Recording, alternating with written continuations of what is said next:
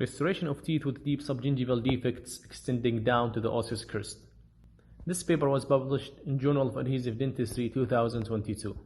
In this article, Mente presented a technique called Mente matrix technique, and the goal of this technique is to help the clinicians in dealing with deep defects either due to caries or resorption, for example.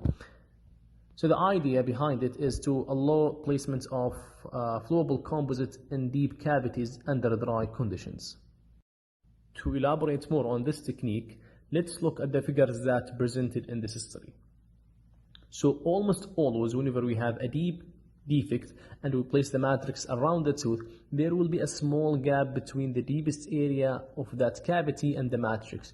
So Mente suggested to fill this area with small amount of MTA.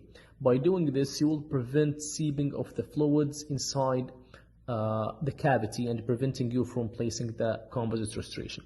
In figure 2D, you can see the MTA pointed with the yellow arrow fill the gap between the matrix and the deepest area of the cavity. Here, they suggested to use a dry cotton pellet in order to dry the MTA before etch, rinse, and bond, which will not cause the MTA to get washed away. So whenever I look to this technique, what comes to my mind immediately is that Flamire tape that we all have been using for a long time. And in terms of cost, they are not even comparable.